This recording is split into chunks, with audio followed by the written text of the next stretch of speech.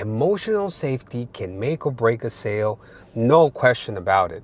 Let me prove it to you with a quick question. Have you ever been talking to your ideal customer? You give your best pitch, you're clear, you're confident, maybe even a little charming, and then they hit you with the dreaded, "Let me think about it." And you're just standing there like, wait, what just happened? Yeah, I've been there too. In this video, we are breaking down what emotional safety actually means in branding and why it's the hidden switch behind every sale you've ever made or missed.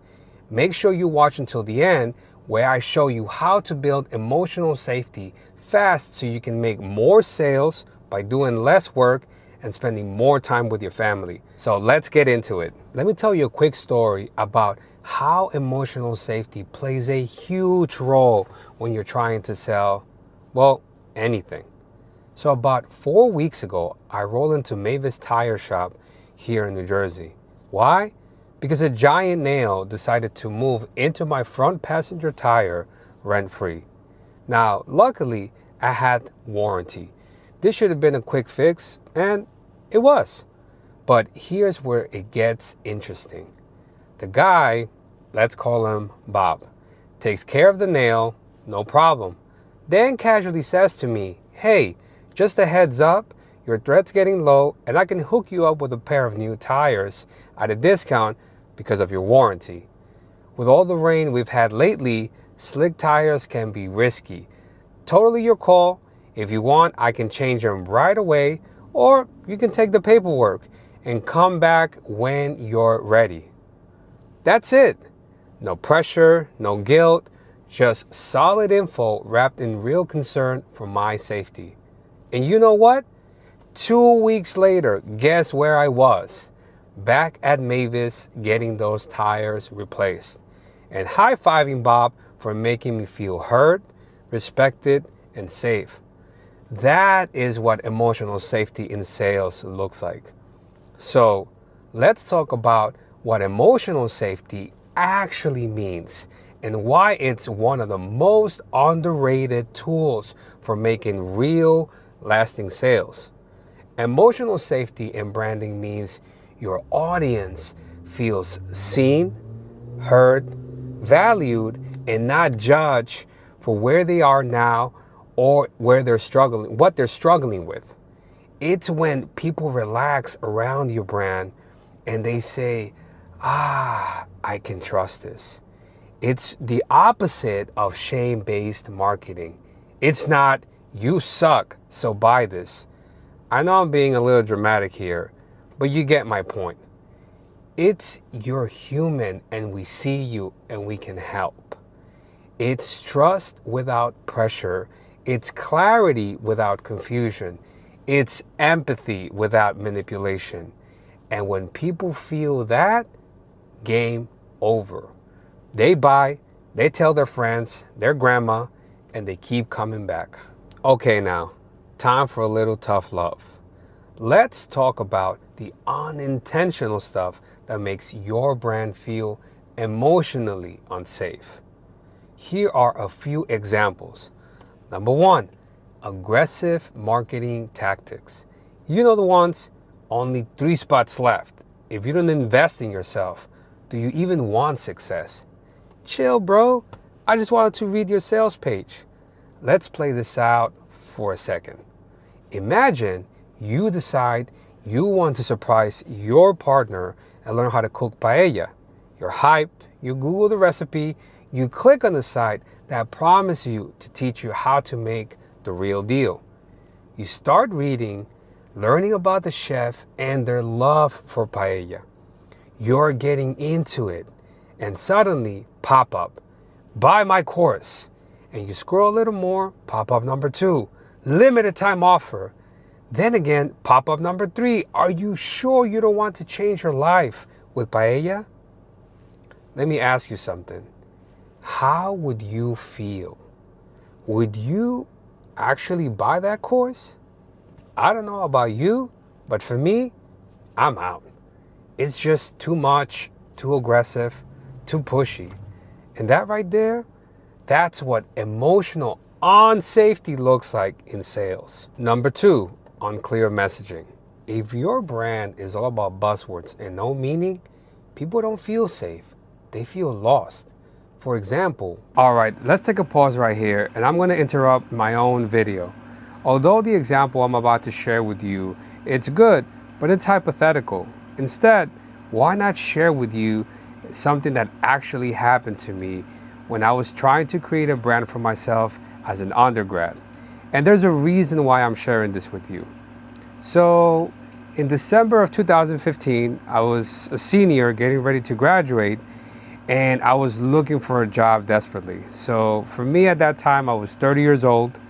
I had a kid, I was married, and I needed to get a job coming out of school. If you guys don't know, I went to the Marine Corps, and then after that I went to undergrad, got my degree, and because I already was married and had a daughter, I was working to get out of school. I was basically on a mission. So anyway, I'm out here trying to get a job, and I remember at the time I was trying to network with a lot of people from Citibank, and I was trying to go for a job in sales. So I am talking to all these folks, and I managed to touch base with a couple of people that were in the sales position. So they were selling stocks in the stock market, and a couple of them were Marine veterans. So I was like, all right, great. And I remember that we had an event coming up, and I'm like, okay, everybody here so far has a business card. To me, it's a little strange having a business card as an undergrad, but I'm like, okay, if everybody's doing it, I guess that's the thing to do. So I'm over here, thinking about, okay, what do I put on this undergrad business card?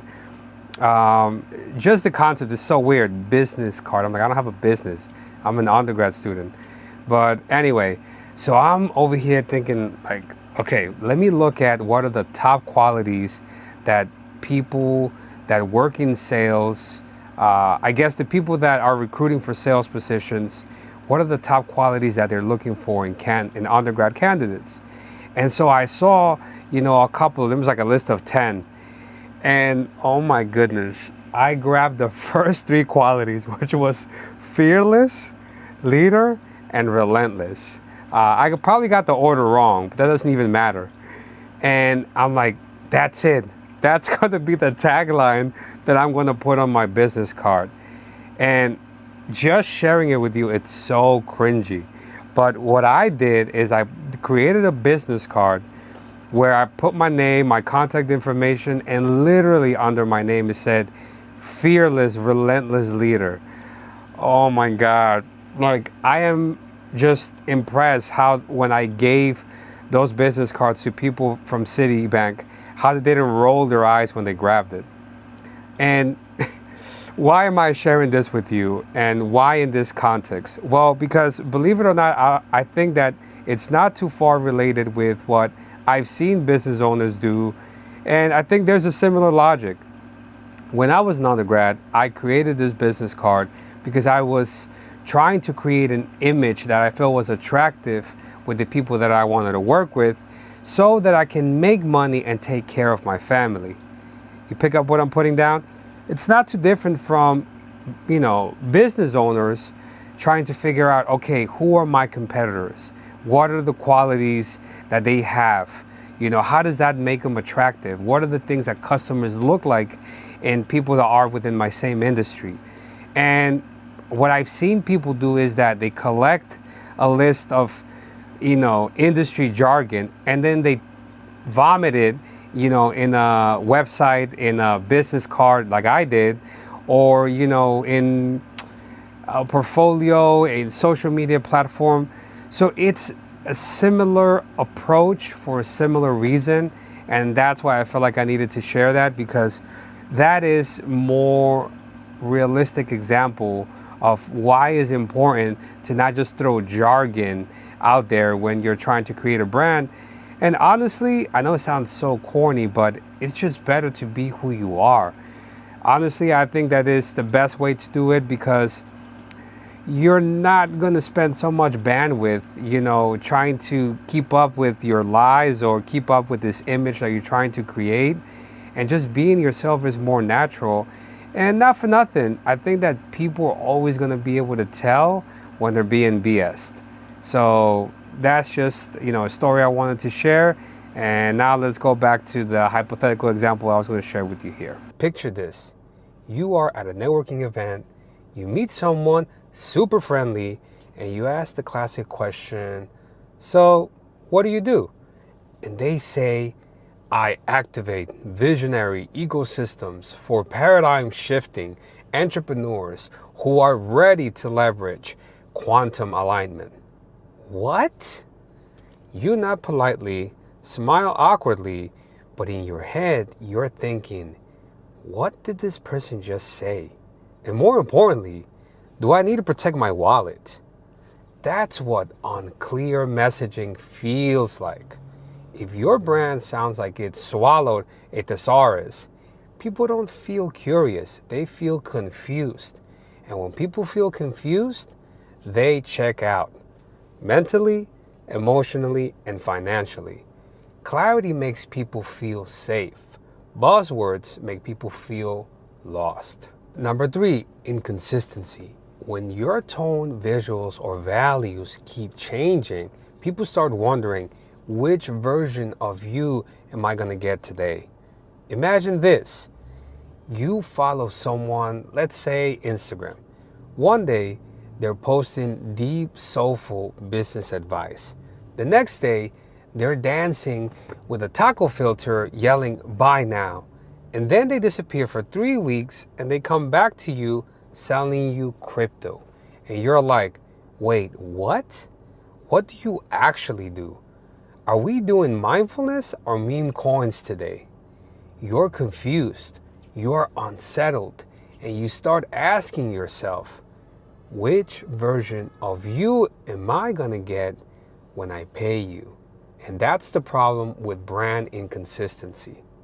When your tone, visuals, or your values keep shifting, it doesn't feel exciting, it feels unstable. And if people feel like they can count on you or your brand, they don't buy from you, because trust can grow where stability doesn't live.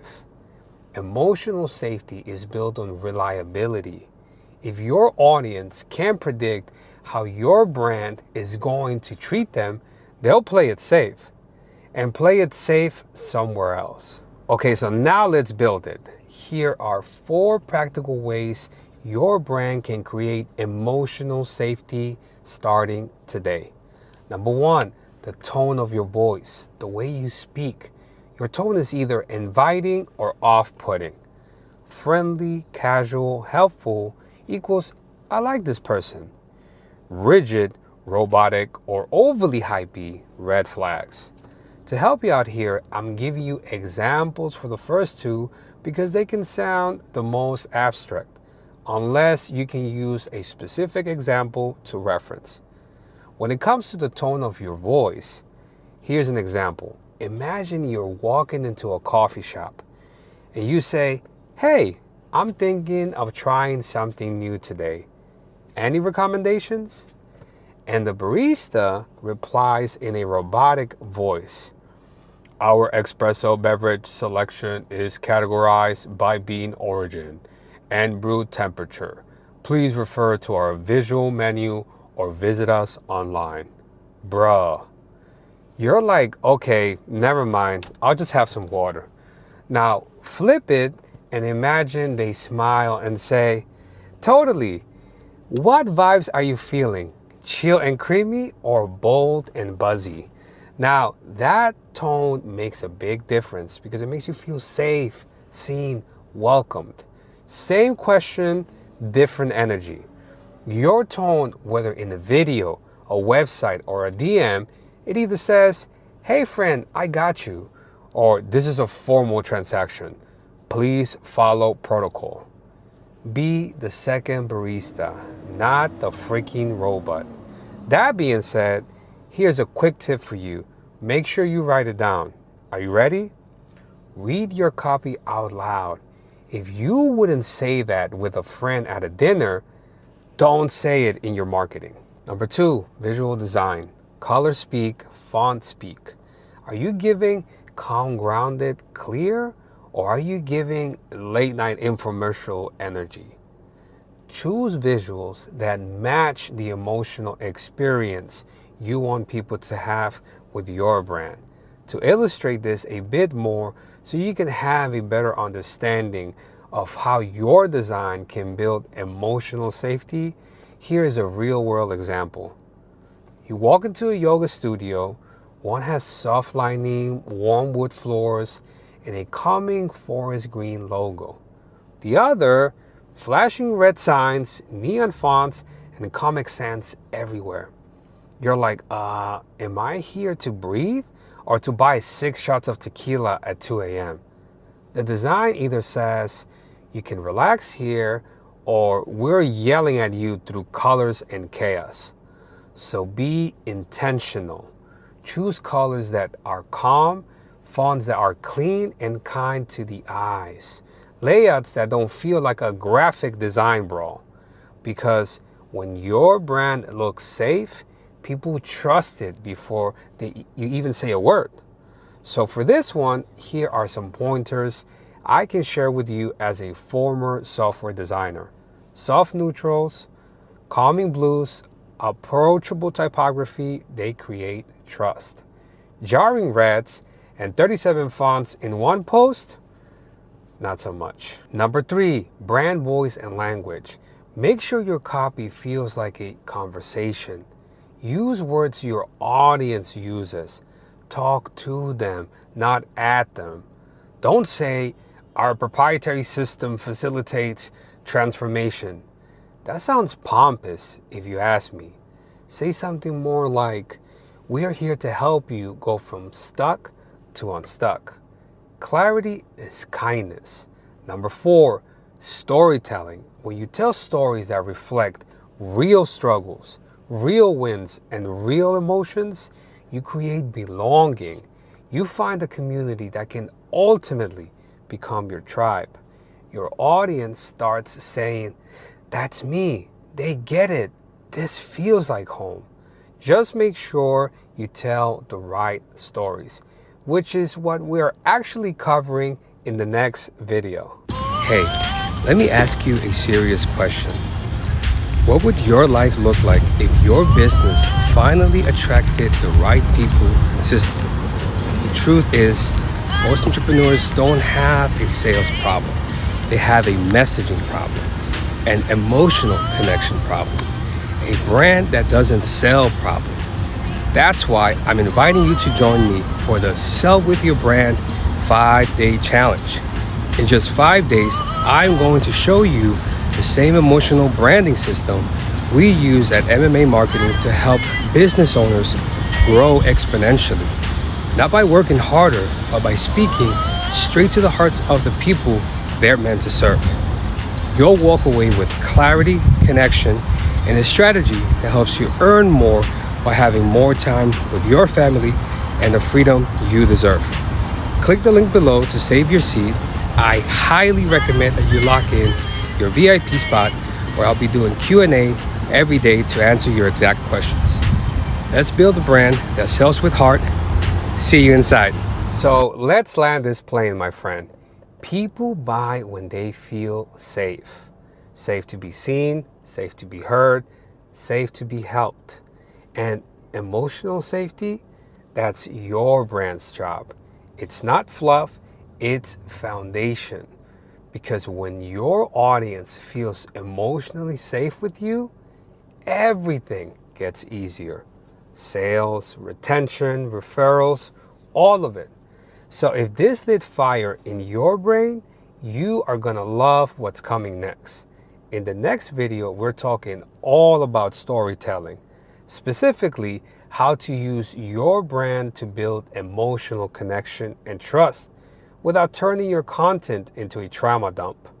It's all about resonance, not oversharing. You're not gonna wanna miss it. And as always, if this helped you out in any way, please like the video, leave a comment about what you found the most valuable, and hit the subscribe button. It helps this message reach more heart-centered business owners like you who are building brands that don't just sell. They heal, they help, they change lives. All right, fam, I'll see you on the next one.